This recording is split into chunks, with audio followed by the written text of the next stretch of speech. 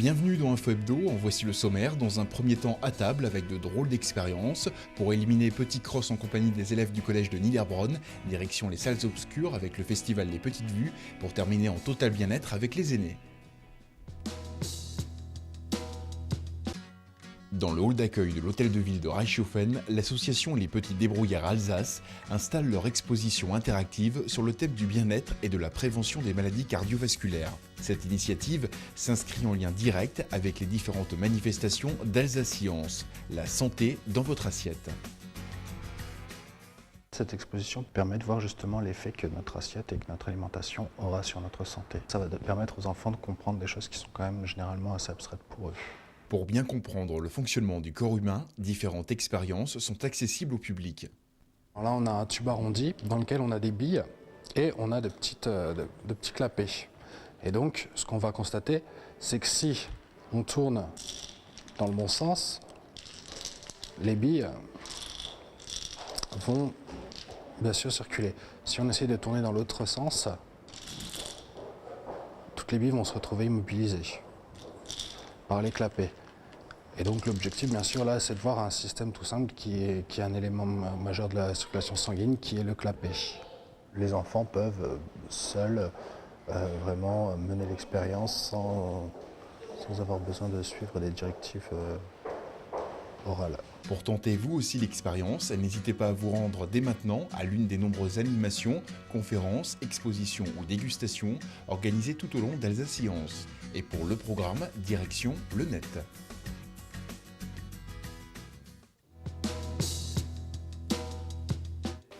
On boit encore un petit coup, on se chausse et c'est parti direction le stade pour les élèves du collège de Niederbronn.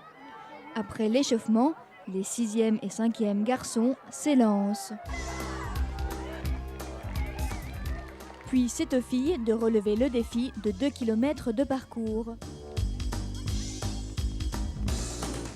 Le départ est ensuite donné pour les 4e et 3e garçons et filles.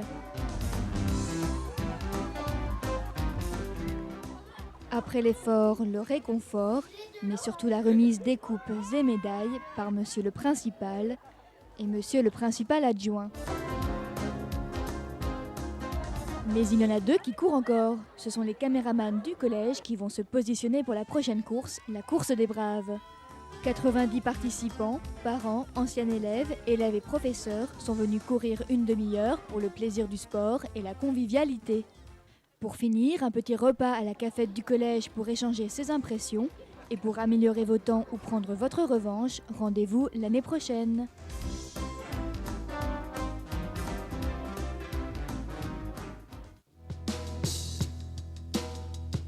Du 14 au 25 novembre, la première édition du festival Les Petites Vues met l'enfant à l'honneur. Ateliers, expositions et animations compléteront une projection de film sur le thème des droits de l'enfant. Précision de la directrice du festival. Donc le droit à l'éducation, le droit au bien-être, à jouer, à rêver, à se développer, à vivre avec sa famille, à vivre protégé des conflits, de la violence.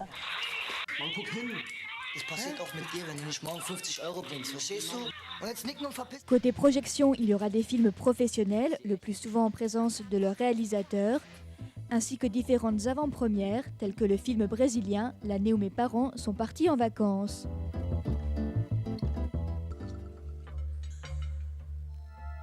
Et l'originalité du festival est que vous pourrez aussi découvrir une série de films réalisés par des enfants. Puisque c'est un festival de films pour jeunes publics, que c'est un festival de films sur les droits de l'enfant, ça aurait été intéressant aussi d'avoir le point de vue d'enfants sur le thème, donc de savoir qu'est-ce que les droits de l'enfant leur inspirent, qu'est-ce qu'ils en savent, qu'est-ce qu'ils ont à dire. Et pour ça, on a une section qui s'appelle, des séances qui s'appellent les droits et cours. Donc droit pour droits de l'enfant et cours parce que c'est des courts-métrages. Et donc c'est une série de films faits par des enfants de différents âges et de différents pays autour du thème des droits de l'enfant. Donc on a des films de fiction, on a des films d'animation, on a 2 films qui ont été produits dans la région, dans le cadre des Petites Vues, donc un film en alsacien qui a été fait avec des enfants petits de 7 à 9 ans, entièrement en alsacien, qui est un film d'animation, et on a un film aussi franco-allemand qui a été fait à Niederbronn.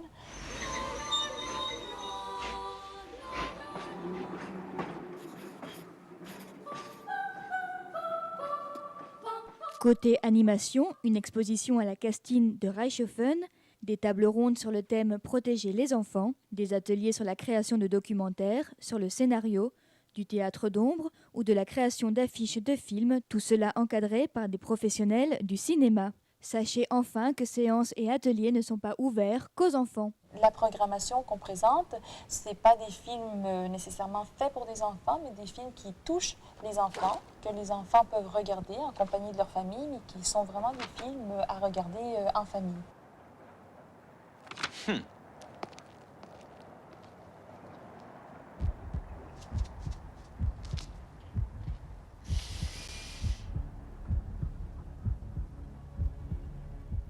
Et même au niveau des activités, c'est des activités pour que les enfants participent avec leurs parents, les oncles, les tantes, les grands-parents, les classes, bref, ouvert pour tout le monde. Et le but, c'est aussi ça, de pouvoir échanger ensuite aussi entre les différentes générations, que ce soit un moment privilégié pour que les jeunes puissent donc en discuter avec leurs grands-parents, comment c'était autrefois, les droits de l'enfant aujourd'hui, que ça puisse aussi créer au sein de la famille, au sein de vraiment l'environnement de l'enfant, des discussions et des réflexions communes. Après avoir édité l'année dernière un guide des seniors, la communauté des communes a choisi de réunir en un même lieu différentes structures du territoire œuvrant pour le bien-être des aînés. L'objectif de ce forum, favoriser leur épanouissement et leur intégration dans la vie sociale en leur apportant toutes les informations qui peuvent leur être utiles. Conçu par le Centre intercommunal d'action sociale, le forum était organisé autour de différents pôles. Des informations pratiques et administratives, un pôle prendre soin de soi. J'invite toutes les personnes à faire un soin du visage ou un petit modelage chez moi pour montrer à quel point on peut être détendu et puis il n'y a pas d'âge donc pour prendre soin de soi. Un pôle sport et loisirs où les aînés ont pu s'exercer à la gymnastique douce. Enfin, un pôle soutien à la vie quotidienne et un pôle vivre en établissement.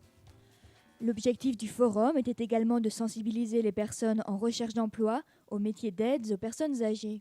Rencontre avec la présidente de l'association La Passerelle qui organise des activités dans les maisons de retraite. Les personnes âgées, on s'y attache. Une fois qu'on est à la maison de retraite, on s'y plaît. Les personnes elles ont une histoire à nous raconter. Et puis on est heureux de passer un moment avec elles. On profite même des animations, accordéon, Vogésia Deschpar qui est venu récemment nous distraire. Donc ce sont des moments de bonheur ensemble. Pour retrouver tous ces contacts ainsi que des conseils pratiques, vous pouvez vous procurer le guide des seniors à la communauté de communes.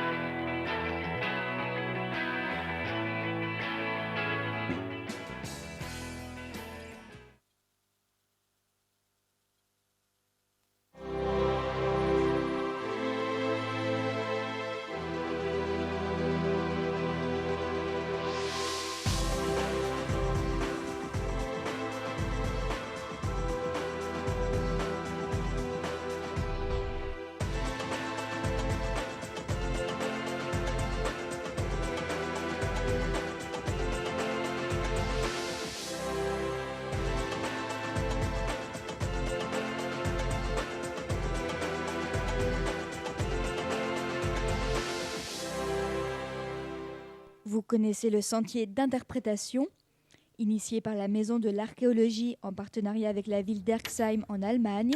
Un nouveau projet est en train de voir le jour. Mettre en pratique le mode de vie de nos ancêtres pour mieux le comprendre, tel est l'objectif de la construction de cette maison néolithique que l'on trouvait dans notre région il y a 7000 ans. Petit rappel historique concernant cette période. C'est une période charnière où l'homme change totalement de mode de vie. Il vient, je reprends certains classiques, il passe de chasseur-cueilleur à agriculteur-éleveur, c'est ce qu'on dit classiquement. Maintenant, il ne faut pas croire que ça s'est fait d'un seul coup et que c'est une idée de génie qu'on a eue, ce n'est pas vrai. C'est probablement peut-être lié à la recherche, au besoin d'assurer sa subsistance, etc. Hein. Et donc, il est apparu cette première notion de stockage. À partir du moment où vous stockez, vous allez créer d'autres produits que peut-être au paléolithique l'homme connaissait déjà. Si vous voulez, l'argile, il l'utilise, on le trouve sur certains sites paléolithiques. Et donc il va par la notion de stockage, aura été changer son mode de vie. Vous stockez les graines, vous avez besoin de récipients, un peu derrière il y a cette idée de récipient, de céramique ensuite qui va déboucher. En même temps, vous modifiez votre environnement puisque le fait de sélectionner une graine dans la nature, vous allez introduire une modification. Hein. Les animaux, vous allez récupérer les animaux pour les conserver. Le meilleur moyen, c'est de les conserver vivants, hein, comme je dis toujours avec beaucoup d'humour. Et donc vous allez commencer à vouloir les garder, donc construire des enclos. Et peu à peu, autour de ces enclos, c'est là qu'on va voir apparaître un habitat qui va se structurer vers les villages, les premiers villages. Ce projet, nommé Expéridrome, est à la fois destiné à la recherche, puis à faire découvrir les fruits de celle-ci auprès du public. Quand vous avez un objet, c'est bien joli, mais comment il a été fait, à quoi il servait, etc., c'est des questions qui reviennent en permanence. Et donc à partir du moment où nous, on a en main des explications par rapport à la fonctionnalité, par rapport à la créativité dans les époques antérieures, on peut faire de l'animation de façon beaucoup plus pertinente. Et donc cette animation va se tourner vers les adultes et vers les scolaires, bien entendu. Et pour comprendre les modalités de construction de ces maisons néolithiques, rien de tel que de l'expérimenter avec des matériaux naturels et un outillage plutôt rudimentaire. On fait tout à la main, de préférence. C'est sûr que par les temps modernes et les obligations de sécurité, donc on a quand même eu des engins et des clous pour sécuriser le maximum le bâtiment, mais sinon la plupart c'est quand même à la main, on taille à la main et on fend le bois à la main. La première étape de construction est la structure. Vous avez une série de travées d'espace entre 3 poteaux porteurs, ce qui explique qu'il y a une largeur à peu près constante dans toutes les maisons néolithiques. Par contre, la longueur peut varier, il suffit de rajouter à chaque fois une travée. Puis vient la charpente sur laquelle la pose d'un latage va permettre de maintenir la chaume.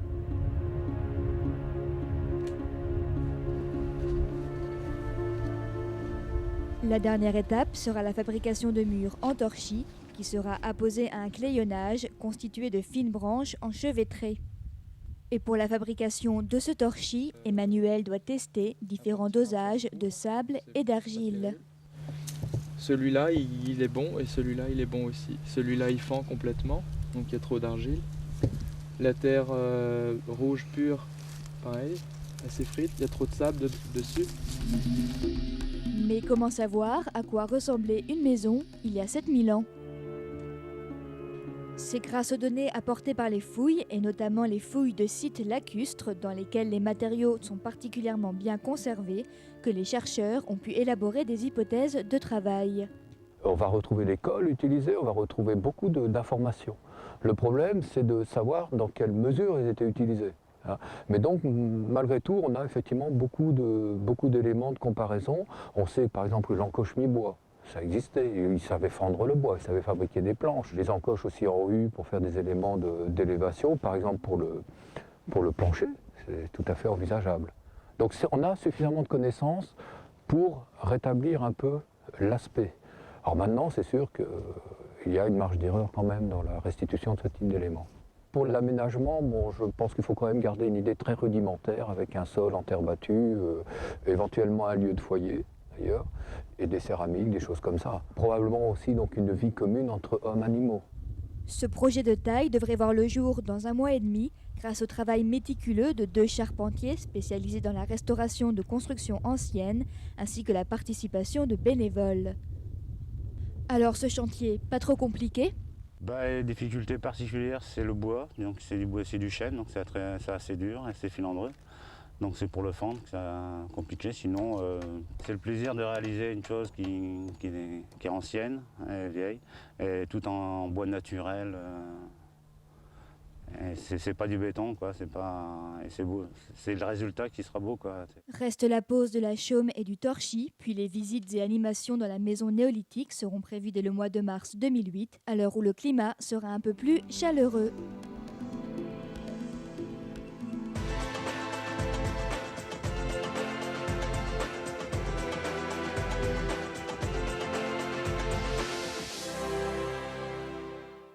Donc on va préparer aujourd'hui un tourneau au dessert avec des fagots de chou flunnel et des petites tombées de chou frisé à la crème. Donc pour ceci, on a besoin de chou flunnel et de poitrine fumée tranchée, un beau tourneau au dessert et du chou frisé qu'on va préparer après avec la crème et des chutes de lard. Voilà. Donc on prend nos tranches de poitrine fumée qu'on va égaliser. On va garder les chutes pour tout à l'heure.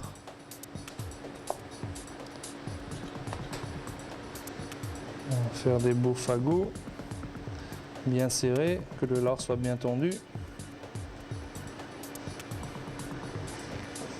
On en fera 3 par personne.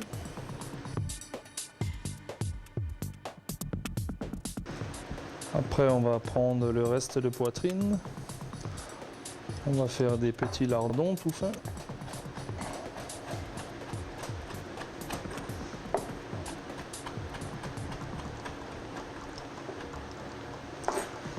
Et on va les faire suer avec un peu d'huile pour notre chou.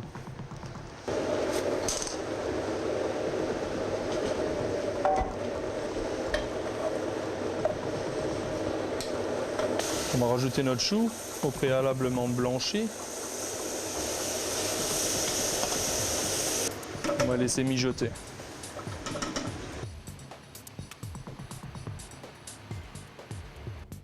Donc on va faire saisir nos fagots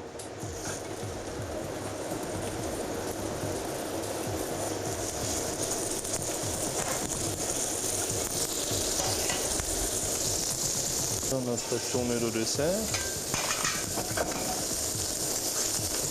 Voilà. Donc on va rajouter un petit morceau de beurre pour bien le dorer. On va la laisser reposer quelques minutes pour qu'elle soit encore bien rosée à l'intérieur. Voilà, notre compotée elle est terminée. La crème est bien réduite, elle nappe le chou. On va pouvoir commencer à préparer l'assiette. On va mettre le chou dans un petit cercle pour lui donner une forme pour que ce soit plus joli. On va disposer nos fagots autour. On va mettre notre tourne d'eau au centre. On va mettre un petit jus au laurier. Et on va terminer par quelques pluches de cerfeuil pour la petite touche finale. On a ici voulu montrer un nouveau mode de préparation qui est pour moi beaucoup plus léger, beaucoup plus contemporain, d'utiliser tout ce qui est gibier. Ici on a utilisé du cerf, c'est la grande période des jeunes cerfs, c'est un daguet précisément de 70 kg. Et on peut utiliser tout le style de viande. Donc on a les sangliers, chevreuils, tout ce qui est également donc cervidés. Et dans ces familles, les utiliser plutôt sans marinade et rester un esprit très nature. Donc ce qui est bien, c'est que ça respecte un esprit entre guillemets diététique. On a fait une garniture plus classique pour respecter un petit peu le côté bardage de lard, un peu de pâte et des choux frisés pour respecter le terroir. Mais on peut bien aussi imaginer ceci avec une simple poêlée de légumes et l'utiliser comme un filet de bœuf. Donc pour tous ces gens qui sont un peu soucieux de diététique, on a utilisé un petit